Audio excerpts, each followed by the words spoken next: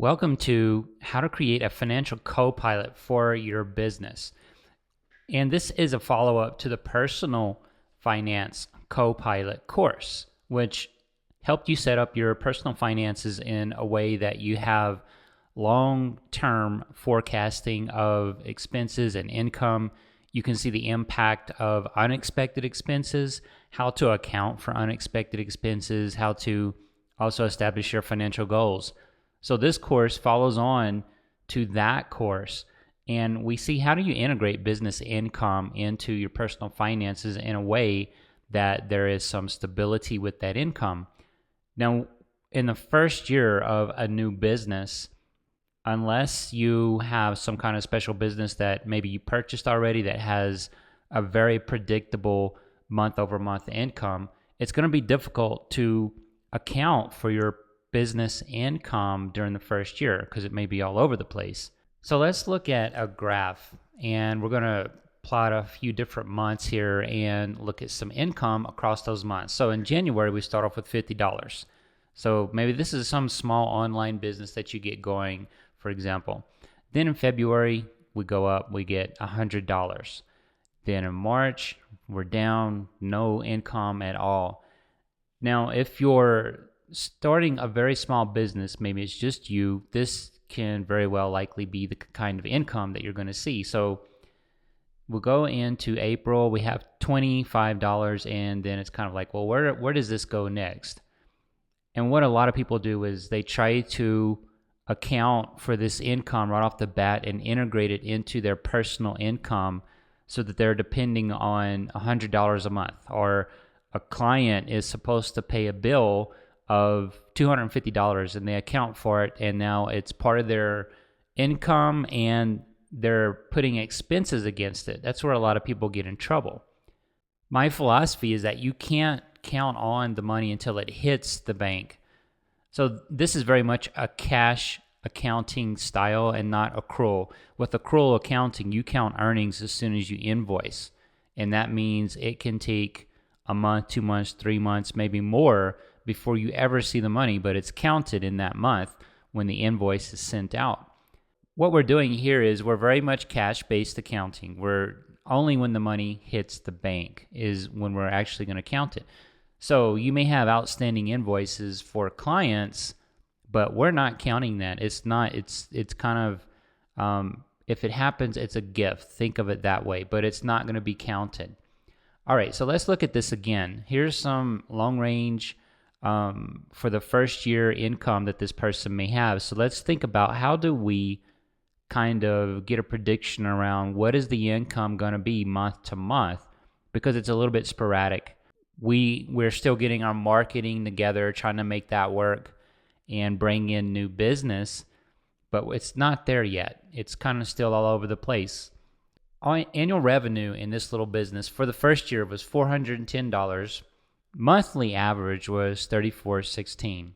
So again, this is something that you'll see often being taught is, well, just take the monthly average of your first year income. And unless you have a good handle on that income, I say don't do that. And what I mean by a good handle is it's getting very predictable where the money is coming from, how much is going to be coming, that you have new business, that you have a very good line of sight out 6 months, 1 year, that there is business that's going to be coming in. Now, if you're still having a difficult time trying to find business, or money's just kind of, falling out of the sky month to month, and you don't really have any control over where it's coming, and you've tried different things with marketing, it's not working, you can't really count on that business income. It's just not stable enough. You haven't reached the point where the marketing is driving new business and creating stability around a monthly income. So what do you do in that case then? Because you can average it out. You can get something like this and say, well, I'm just going to go ahead and put in $35 every month into my personal account, and I can start expensing things against it, and it's very dependable and reliable. But in reality, it isn't. So one way to get around this is to account for the worst case scenario month to month. All right, so if we look at this, the monthly forecast next year, year two, so going back to the first course, the Personal Finance Co-Pilot, where we project expenses and income for basically a year out or more if you want to do it that way. And here what we're saying is in year 2, we're going to project each month our business, we can rely on $34.16 a month. But again, we're not going to do averages. We're going to do something a little more real world where we're kind of looking at the lower end of our income. So here we're saying $25. Where does that come in? Well, we have 3 months of $0, March, May, June. Now that's not good. That means we had no control over where the money's coming from and really no control over our marketing. Basically, our marketing efforts didn't do us anything. So we're still trying to learn the game is basically what it amounts to. Now in April and August and November, you had $25 of income, so that's on the lower end. In October and December, you had $30 of income. That's kind of on the lower end as well. What we can kind of determine from this is the second half of the year was much better than the first half. We didn't hit any 0 months. And so what I would say to that is there is some dependability of income that you can use for this little business. And by picking the lower end of the income range across the year, I think it's more reliable than trying to pick the average because it's still difficult with the average at this point. There could be a $150 a month, there could be a $0 a month, we don't know. But we're saying this business is definitely generating some income. So for year 2, we're going to go ahead and pick a lower range of income and just forecast that out for year 2. So for every month in year 2, what you would do is just enter in $25 income, and now that's a reliable part of income, assuming you continue with the business. And going forward, you should be able to start figuring out where good sources of income are. All right, so let's look at this new graph here of different plots of income. So what we have here is basically $550 in annual revenue. There's a $45.83 monthly average. Now there's a difference also. You can see there's a general trend of up. So as we go through the year, we kind of plateau all the way to August. Then we start trending up. And the assumption is this is going to carry on into year 2. There's a big difference here. The difference is that we don't have to kind of grab the lower end because we can see this trend starting to happen going into year end. Now, there's a number of things we would really need to know, and if you're the business owner, you'll know them. You would know, all right, so starting in September, I really got a handle on marketing, and I can see my marketing efforts are very reliable, and they're drawing income consistently.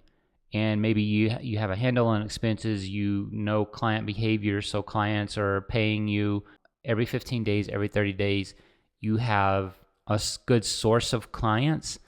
Also, maybe you know when clients leave, you can replace them quite easily or maybe without too much effort. So there's some things about your business that you know that this trend is in fact solid. So here, there's a clear growth trend. And if we kind of plot this, you can definitely see what's happening with it. And so monthly forecast in year 2, we can say $30. Again, we're going on the lower end, but this is higher. Now, what this means is that you're going to have months, of course, that are going to be higher than 30. So this is year 1, and our $30 monthly forecast is for year 2. So there's going to be months that are going to be higher than 30. Well, that money's just going to sit in the business bank account, and you're basically taking a salary of $30 a month. So if the business starts bringing in $75, $100, $150, then you'll just start accumulating equity in the business, and it's not actually part of your personal income. At some point, that money gets released because there's a reevaluation of what the monthly income will be. But starting out, you're really just kind of holding back. You're taking your $30 salary for year 2 and letting the company build equity. So this is a business B, year 1. Okay, so next what we're going to do is look at another business, business B, and we're going to use the same kind of projections and picking the lower side of income to understand more, to understand better with other businesses, how can we integrate a reliable income from our business into our personal finances.